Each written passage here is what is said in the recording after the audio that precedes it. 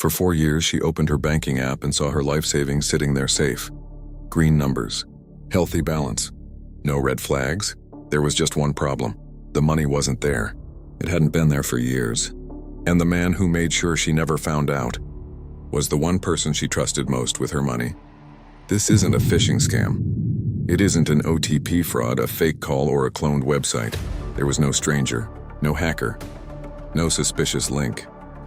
The person draining this woman's account for 4 straight years had a desk, a name tag, and a bank-issued email address. He sat across from her. He smiled at her.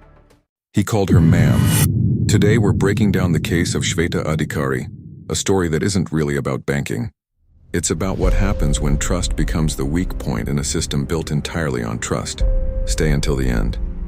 Because I'm going to walk you through 5 checks you can run on your own accounts tonight. Most people have never done a single one of them. Shweta Adhikari wasn't reckless with money. She wasn't naive. She was the opposite.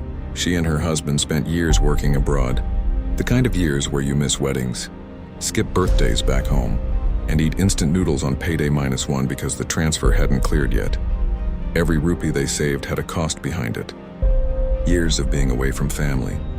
Years of just one more contract, then we go home. When they finally returned to India, they wanted one simple thing. Let the money they'd sacrificed years for finally work for them. Stable investments, fixed deposits, the boring safe stuff.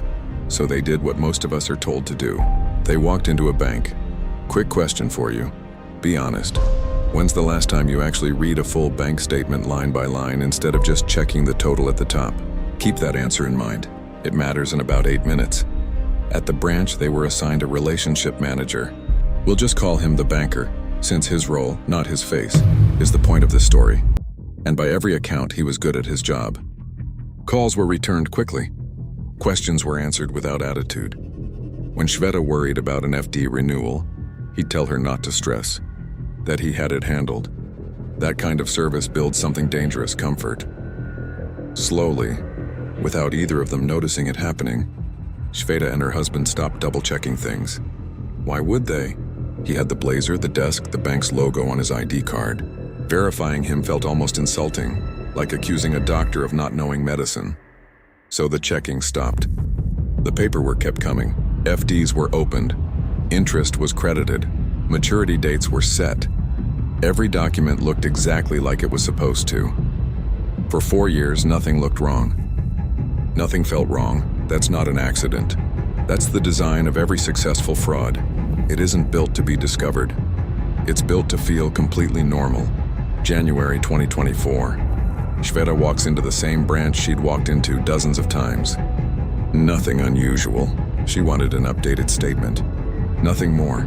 A different employee, someone new to her file, pulls up her records, checks once, pauses, checks again. The look on that employee's face wasn't the usual, "Let me look into that for you" expression. It was something closer to confusion that bordered on alarm. The kind of look you get when something simply shouldn't be possible, but the screen is telling you it is. The fixed deposits Shweta believed she held? Not matured, not transferred, not closed, just absent, as if they'd never existed in the bank's actual system at all. And when the real numbers were pulled, the ones that had nothing to do with the paperwork in her file, they didn't just look a little off. The shortfall was the kind of number that doesn't just dent a retirement plan. It rewrites it entirely. If you were standing at that counter right now, holding a piece of paper that says everything is fine, while a screen in front of you says it isn't, what would you actually do in that moment? Sit with that for a second, because most people in that moment freeze. Shweta did too. What started as maybe it's a system error unraveled into something far more deliberate. Investigators found accounts opened in Shweta's name that she had never signed for. Documents with altered dates, records that had quietly been edited over time. And then came the detail that explained everything else. The mobile number linked to her accounts. The number meant to receive every SMS alert, every "your FD has matured" notice, every large withdrawal detected warning, wasn't hers.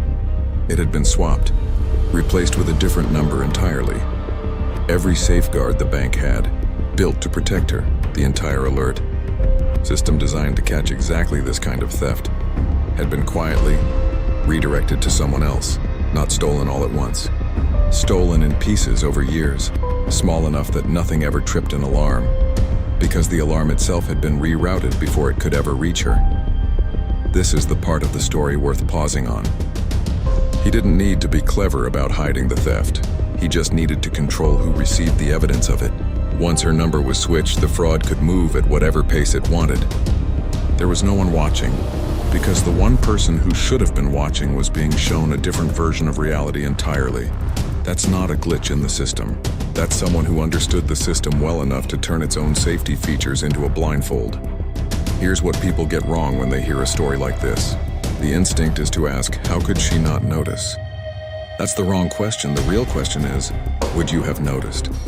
We've all gotten fairly good at spotting the obvious scams. The call claiming your KYC expired, the text with a sketchy link, the "your account will be blocked" message.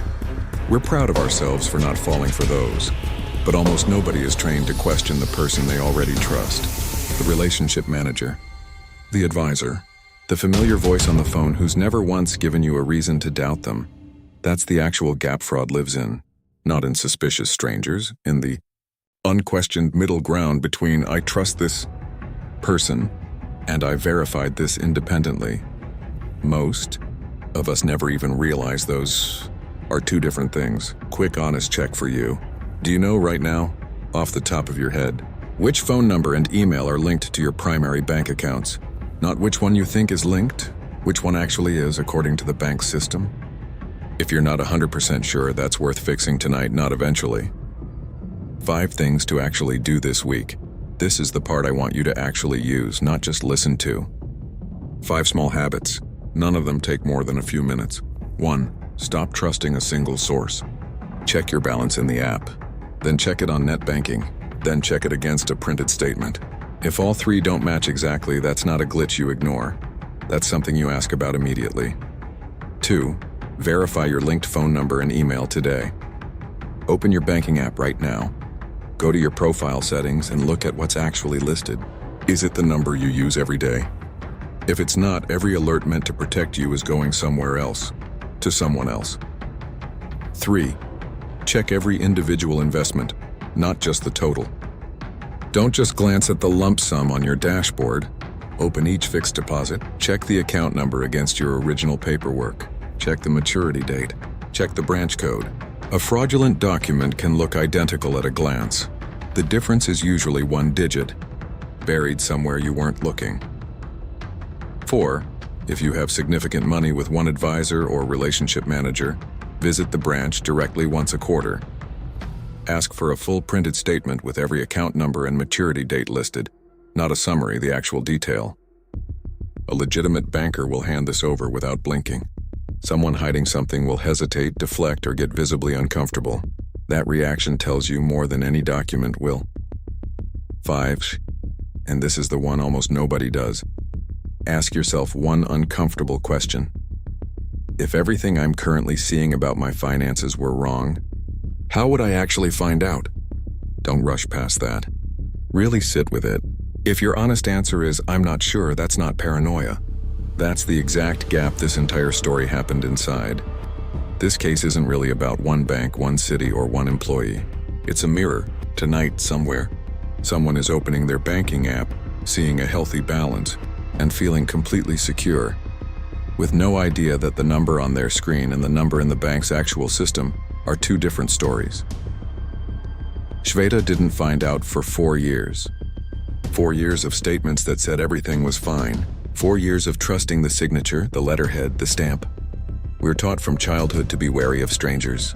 Don't take candy from someone you don't know. Don't click the suspicious link. Don't answer the call from the unknown number.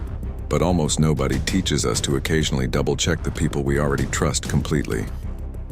Not because they're guilty, most aren't, but because verification isn't an insult. It's basic financial hygiene. The same way locking your front door isn't an accusation against your neighbors. So here's what I'd actually ask you to do. Not tomorrow. Not eventually. Open your banking app tonight. Check your linked number. Check one fixed deposit against the original paperwork. Just one. It takes 5 minutes. Because the most unsettling part of this entire case was never the size of the theft.